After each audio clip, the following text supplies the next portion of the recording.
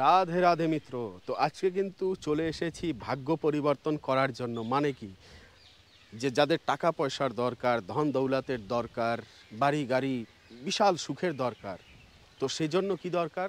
লক্ষ্মী দেবীর আরাধনা করা। আমাদের বাড়িতে সবারই কিন্তু লক্ষ্মী পূজা হয়, আর আমরা লক্ষ্মী পূজা করতে সবচাইতে ভালোবাসি। কিন্তু নারায়ণের খবর কখনো নেই না, কিন্তু আসলে লক্ষ্মী দেবী স্বয়ং কিন্তু নারায়ণী বলা হয় ওনাকে। কেন? নারায়ণের ভক্ত এবং পতিব্রতা স্ত্রী।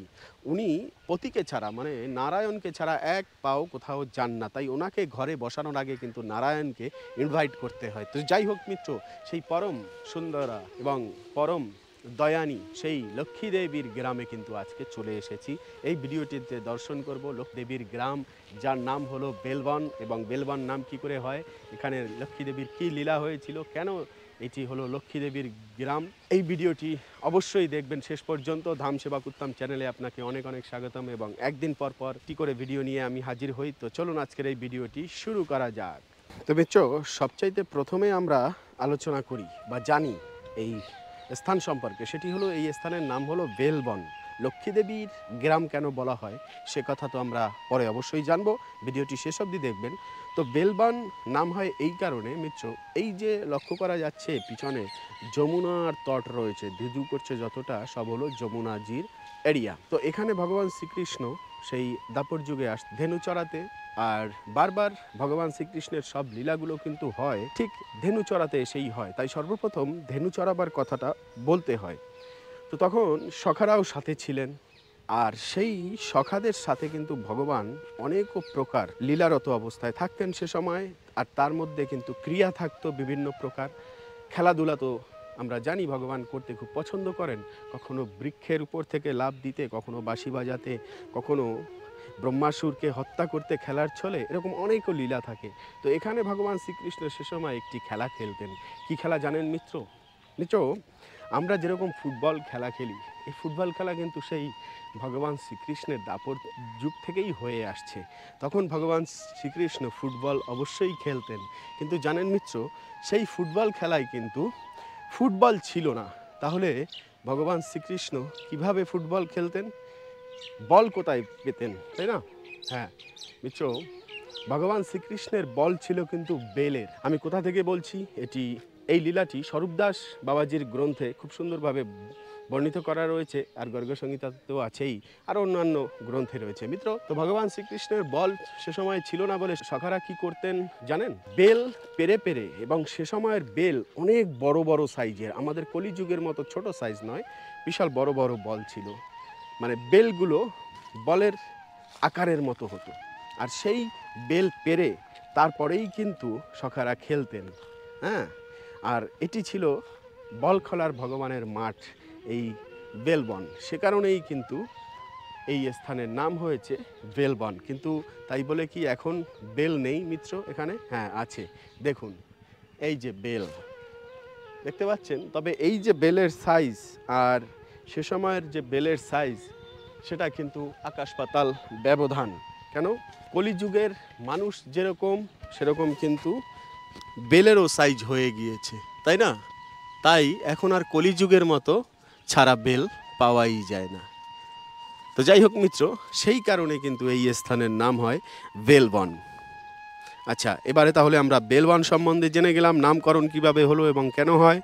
এবারের কথা হলো মিত্র, যে লক্ষ্মী দেবীর গ্রাম এটি কিভাবে হয়। তাহলে কি লক্ষ্মী দেবী জন্মগ্রহণ করেছিলেন এই ধরাধামে? ওনার কি কোনো মা বাবা রয়েছেন? না। আমি লক্ষ্মী দেবীর জন্ম কিভাবে হয় আমরা সবাই জানি, এবং এই গ্রামে কিভাবে লক্ষ্মী দেবীর গ্রাম হয় অবশ্যই ভিডিওটিতে বলছি, একটু ধৈর্য ধরে শুনবেন। লক্ষ্মী দেবীর জন্ম বা প্রকট্য, ওনাদের তো জন্ম হয় না, কিভাবে হয় সেটা হলো সমুদ্র মন্থনের সময় 14টি রত্ন উৎপন্ন হয়। তার মধ্যে একটি কিন্তু রত্ন আমাদের শ্রীমতী লক্ষ্মী দেবী, এবং সে সময় নারায়ণের সাথে তার বিবাহ হয়। এই হলো তার প্রকট্য কথা। এবারের কথা হলো মিত্র, এটি লক্ষ্মী দেবীর গ্রাম কিভাবে। কেন কি লক্ষ্মী দেবী কিন্তু এই গ্রামেই রয়েছে, তার প্রমাণ হলো শাস্ত্র। আপনি মানুন, আমি মানি কিংবা না মানি, শাস্ত্র মানে, আর যিনি হিন্দু এবং শাস্ত্রকে বিশ্বাস করেন তার জন্য এই কথা। একবার লক্ষ্মী দেবী ভগবান বিষ্ণুকে বলেন সেই ক্ষীরসাগরের তটে, যে আমি ভগবান শ্রীকৃষ্ণের মানে দেখুন রাসের ধ্বনি, শঙ্খের ধ্বনি এবং রাস যে করছেন, ভগবানের লীলার কথা শ্রবণ করেন লক্ষ্মী দেবী সেই স্থানে বসে, ক্ষীরসাগরের তটে বসে। হ্যাঁ, তো তখন লক্ষ্মী দেবী মনে মনে বাঞ্ছা করেন এবং ভগবানকে জানান যে আমিও যেতে চাই এবং রাসে প্রবেশ করতে চাই। ভগবান শ্রীকৃষ্ণ রাস করছেন যেখানে, সেই বৃন্দাবনে। তো তখন ভগবান বিষ্ণু বলেন যে তোমাকে রাসে যদি প্রবেশ করতে হয় তাহলে গোপী ভাব নিয়ে আসতে হবে এবং রাধারানীর অনুমতি লাগবে এবং সখীদের অনুমতি লাগবে, তবেই তুমি রাসে প্রবেশ করতে পারবে। লক্ষ্মী দেবী বললেন মানে অহংকার বশত যে দেখো আমার কোনো অনুমতির প্রয়োজন হবে না, কেন আমি স্বয়ং লক্ষ্মী, আমি অবশ্যই রাসে প্রবেশ করতে পারবো। তো এই কথা বলাতে বোঝা গেল অহংকার। তখন ভগবান বিষ্ণু ভাবলেন যে না, একে পাঠানো হোক, অবশ্যই এই অহংকার চূর্ণ হবে। তখন লক্ষ্মীদেবী সেই বৈকুণ্ঠ লোক থেকে চলে আসেন আমাদের এই যে ওপারে দেখা যাচ্ছে ভান্ডির বন রয়েছে, সেই ভান্ডির বনে। আর এটিও ভান্ডির বন থেকে বেশি দূরে নয়, রাসের অংশ তো অবশ্যই পাশে রয়েছে যমুনাজি। তো যখন চলে আসে তখন রাসে প্রবেশ করতে চায়, কিন্তু চন্দ্রানানা সখী আদি আর অন্যান্য সখীরা সবাই আটকে দেন যে না, আপনি রাসে প্রবেশ করতে হলে আপনাকে গোপী ভাব আনতে হবে, রাধারানীর চরণরেণু মস্তকে ধারণ করে তারপরে কিন্তু প্রবেশ করতে পারবেন রাসে, তাছাড়া পারবেন না। লক্ষ্মী দেবী প্রবেশ করতে চাইলেন এবং বললেন যে আমি আমার তপস্যার বলে রাসে প্রবেশ করব, কিন্তু পারলেন না, কিছুতেই দিলেন না চন্দ্রনানা সখী রাসে প্রবেশ করতে। আর লক্ষ্মী দেবীও নিজের জিদ ছাড়লেন না এবং লক্ষ্মী দেবী সেই থেকে প্রতিজ্ঞা করলেন বা তিনি মনে মনে ভাবলেন যে আমি এই যে বন, এই যে বৃন্দাবন ব্রজধাম, এখানে তপস্যা করব এবং তপস্যা করে ভগবানকে প্রসন্ন করব, তারপরে ভগবানের অনুমতি পেয়ে আমি কিন্তু রাসে প্রবেশ করব।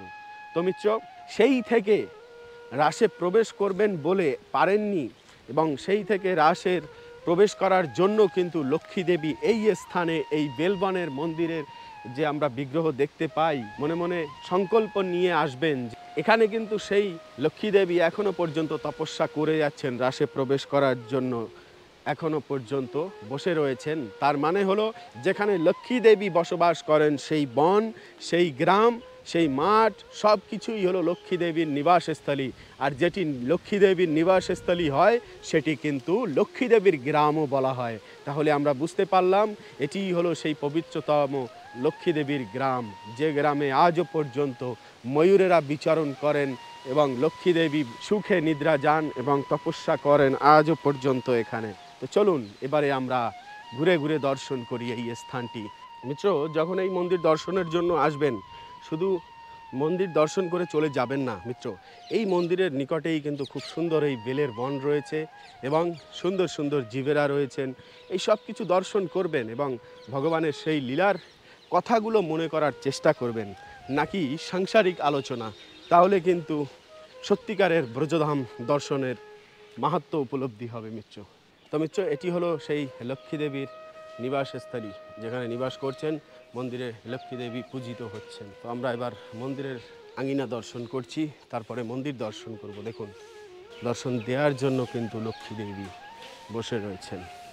লক্ষ্মী দেবী যেখানে বসবাস করছেন সেই লক্ষ্মী দেবীর, দেখুন লক্ষ্মী দেবীর আঙিনায় এই যে পবিত্র, এই যে রং, কি রং বলুন তো? এটি হলো গোমাতার গোবরের রং, এটি হলো পরম পবিত্র, তাই না? লক্ষ্মী দেবী যেখানে বসে রয়েছেন এই স্থান, তো সেটাকে সবসময় আমরা কি করব? প্রদক্ষিণা করব, পরিক্রমা করব।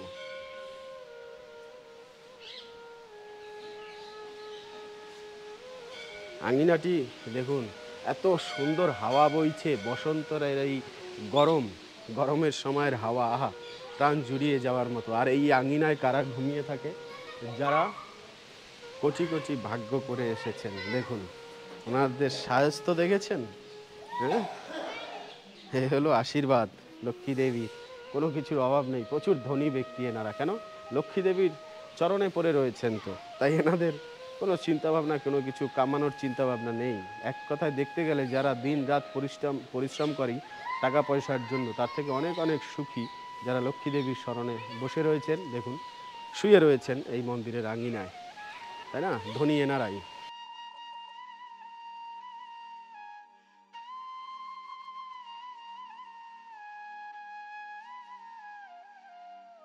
আর দেখুন এই স্থানটির লীলা যে শাস্ত্র প্রমাণিত তা কিন্তু এখানে শ্লোকের মাধ্যমে রয়েছে। কি শ্রী চৈতন্য চরিতামৃতে মধ্য 18.67।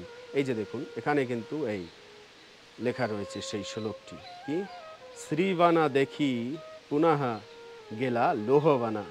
তারপরে শ্রী চৈতন্য মহাপ্রভু আসেন কোথায় ভিজিট করতে? শ্রীবানা বেলবানা। আর এই হলো গৌরাঙ্গ মহাপ্রভুর চরণ চিহ্ন বেলবনে। জয় গৌরাঙ্গ মহাপ্রভু কি জয়। তারপরে দর্শন কি রাধা মাধব। এই যে গৌরাঙ্গ মহাপ্রভুর চরণ কৃপা যখন প্রাপ্ত হয় তখন এরকম সুন্দর রাধা মাধবের দর্শন হয়। তা গৌরবিনে না মিলি হে রাধা কৃষ্ণ ভাই। তো গৌরাঙ্গ মহাপ্রভুর ভজনা প্রথম, তারপরে গোপীদের ভাব, তারপরে রাধা মাধব অনেক পরে। ডাইরেক্ট রাধা মাধবের প্রেম প্রাপ্তি করা কিছুতেই সম্ভব নয়। আর এখানে মাথায় চিরনি দিচ্ছেন, দোল দোল দুলনি, রাঙা মাথায় চিরনি।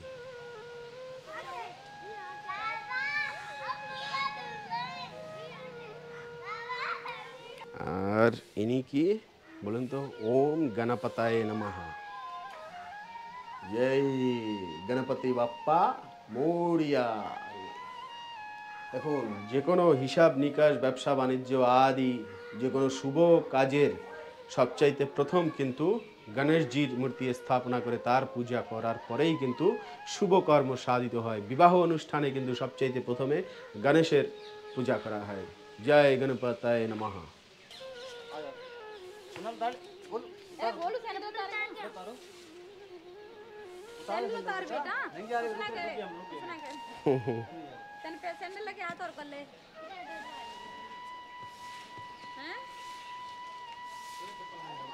তো ভক্তরাও লক্ষ্মী দেবীকে পুজো দিতে যাচ্ছেন। যার ধন সম্পত্তির প্রয়োজন, টাকা পয়সার প্রয়োজন, আসলে লক্ষ্মী দেবীর কৃপাটা হলো বড় কিছু। যার দৃষ্টি, যার উপরে লক্ষ্মী দেবীর দৃষ্টি পড়ে তিনি তো ধন্যাতি ধন্য হয়ে যান।